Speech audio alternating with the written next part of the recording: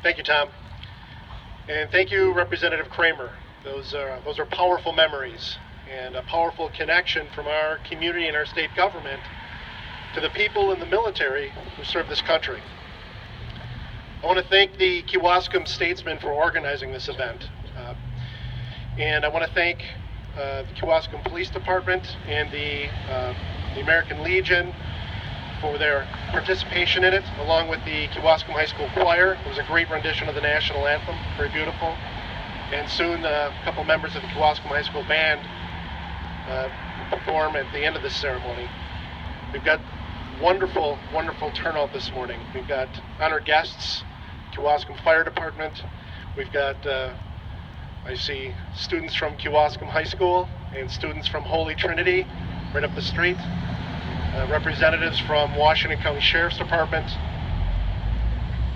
members of the Kewaskum Arts Council. Kewaskum remembers 9/11. It's wonderful to see you all here. Thank you very much for coming. I'm going to try to fight through the street noise behind me here, so bear with me.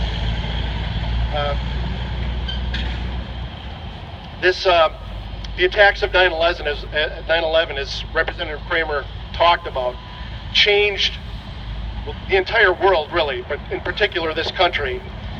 And it's a watershed moment for my generation in particular. My grandparents, growing up, my grandparents would talk about always remembering where they were when they heard the news that Pearl Harbor had been attacked, December 7th, 1941. In my parents' generation, I can remember them always talking about always remembering where they were when they heard the news that President Kennedy had been assassinated on November 22nd, 1963. And so my generation will always remember where they were on the morning of September 11th, 2001. And I do remember it being bright and clear, just like this morning is. And I was getting my oldest child ready for 4K at that time. And I heard on the radio that a plane had struck the World Trade Center. And so I interrupted my morning routine to turn on the news. And so very little information was known, only that a plane had struck one of the towers. So I fully anticipated when you turn on the television, it was going to be a cloudy day in New York, and some poor small plane pilot had lost his or her way and accidentally struck the tower. And when I turned on the television and saw that it was bright and clear, it gave me goosebumps, because I realized it could not have been a mistake. And I was watching live as the second plane struck.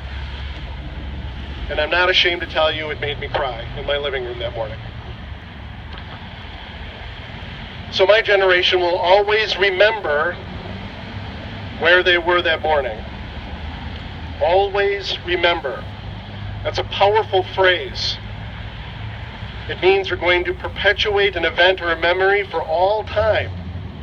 And that's why we build memorials. Work on this particular memorial, which is going to be housed on this site where you're sitting or standing, began approximately 6 years ago. I was a member of the Kewaskum Area Arts Council, and I can remember the president at the time, a very dear man, Larry Amel, sat down and told the rest of us that we have a chance to do something special here. We have an opportunity to inherit a piece of steel from ground zero, he told us. And that's when we learned about our personal connection to that awful event that day. A graduate of Kewaskum High School, Andrea Haberman, was in New York for a job interview that terrible morning. She had arrived early, being unfamiliar with the city, and she wanted to make sure she wasn't late for that interview. And she was in the North Tower when the plane struck. A writer for the Milwaukee Journal-Sentinel by the name of Mike Nichols has written a book about this. The name of that book is Just a Few Sleeps Away. And that's a phrase that Andrea used with her fiancé whenever they were separated due to business trips. Andrea's family, along with a teacher from Kewaskum High School, Mr. Jerry Gosa, were working on getting a piece of that steel. All these surviving artifacts from Ground Zero were controlled by a government agency called the Port Authority of New York. And they would only release the steel to an established charitable organization because they wanted to make sure that none of the relics would be sought for profit or get involved in marketing. And so Mr. Gosa and the Haberman family reached out to the Kewaskum Area Arts Council, who were an established charitable organization. And this partnership between the Arts Council, the Haberman family, and Mr. Gosa was the foundation of bringing the steel here. The steel arrived in the village in August of 2014.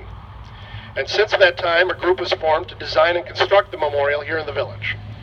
The official name of that organization is Kewaskum Remembers 9/11 Incorporated.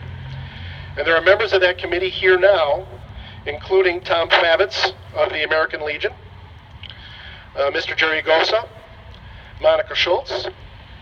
I believe Amanda Follett is in the audience here this morning. She's from the Schlemer Law Firm. And I think one of the members of the Haberman family, I was told, would be here as well. And of course, myself. You can follow the progress of this project on the Kewaskum 9/11 Remembers website or its Facebook page. Memorials are important. They remind us of our common connection and our sense of community. Community can be big, gigantic, like the 300 million of us that we call Americans in the United States, or community can be small, like the 4,000 of us who live here in the village of Kewaskum. But when we feel a sense of community, we realize we are knit together.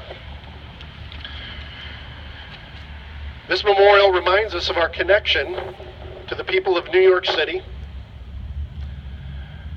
or the people who worked at the Pentagon, or the brave souls on board United Airlines Flight 93 who prevented their plane from being part of the attack.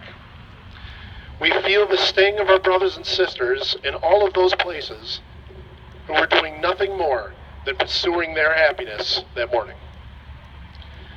So I look forward to the completion of this memorial and the knitting of one more thread in the American community. Thank you for coming out this morning, and God bless you guys.